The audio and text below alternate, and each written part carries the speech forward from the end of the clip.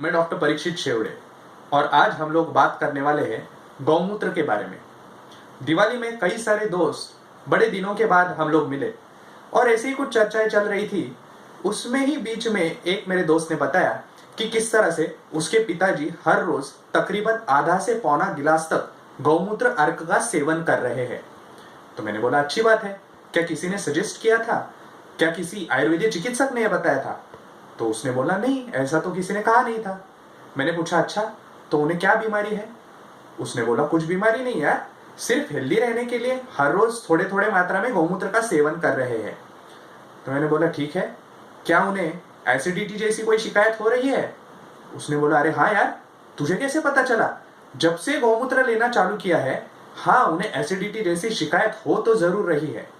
दोस्तों, शास्त्रों में ऐसा कहा गया है कि गौमये वसति लक्ष्मी, गौमूत्रे तो धन्वंतरी। मतलब गौमूत्र में साक्षात भगवान धन्वंतरी जी का निवास होता है। यह रूपक के तौर पे बताया गया है। इसका मतलब इतना ही है कि गौमूत्र में औषधि तत्व है। जी हाँ, यह बिल्कुल सही बात है। गौमूत्र के गुण सबसे पहले आयुर्वेद ने ही तो दुनिया को बताए। आयुर्वेद कहता है कि गौमूत्र त्वचा विकारों से लेके कैंसर जैसी बीमारियों तक कई जगहों पे इस्तेमाल किया जा सकता है। लेकिन यही गौमूत्र गर्म होने के कारण पित्त प्रकृति के व्यक्तियों उसका सेवन ना करें। गौमूत्र गर्म है, उष्ण है, तीक्ष्ण है, इसके लिए पित्त को बढ़ाएगा और इसलिए पित्त प्रकृति के व्यक्तियों ने उसका सेवन नहीं करना चाहिए। इतना ही नहीं, गर्म ऋतुओं में भी गौमूत्र का सेवन नहीं करना चाहिए।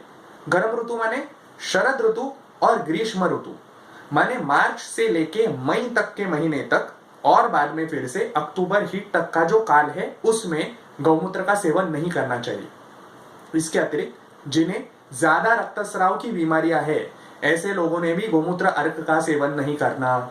मतलब जिन महिलाओं को माहवारी की बीमारियां है या जिनको इंटरनल हिमरेज जैसी कोई बीमारियां है या फिर खूनी बवासीर जैसी बीमारियां है, इन सारी बीमारियों में गौमूत्र अर्क का सेवन नहीं करना है। और सबसे ज्यादा जरूरी बात, गौमूत्र एक औषधि है, ना कि आहार। अगर आहार में आपको गौरस का सेवन करना है तो उसके लिए दूध, घी, दही, छाछ इनके जैसे पर्याय भी तो उपलब्ध है। तो क्यों ना उन पर्यायों के बारे में हम लोग सोचें। गौमूत्र का अगर हमको सेवन करना है तो गौमूत्र का सेवन एक आयुर्वेदीय चिकित्सक के सलाह के अनुसार ही होना चाहिए। दोस्तों, कोई भी औषधि क्यों ना हो, चाहे वो आयुर्वेद की या फिर एलोपैथी की क्यों ना हो, उस फील्ड के जो एक्सपर्ट्स है उनकी राय जानने के बगैर सिर्फ एक कोई व्हाट्सएप का मैसेज रैंडमली देख के या फिर किसी की कही सुनी बातों के झांसे में आके ऐसी चीजें बिल्कुल नहीं करनी चाहिए। उन एक्सपर्ट की ही सलाह लेनी चाहिए। जहां पे एक मोबाइल खरीदते वक्त भी हम लोग कम से कम 40 लोगों से पूछते हैं, इंटरनेट पे सर्च करते हैं, तो फिर हमारे सेहत के बारे में इस तरह की उदासीनता क्यों बरते? इसलिए इन्हीं सब एक्सपर्ट्स की राय अवश्य लें और उसके बाद ही गौमूत्र का सेवन करें। धन्यवाद।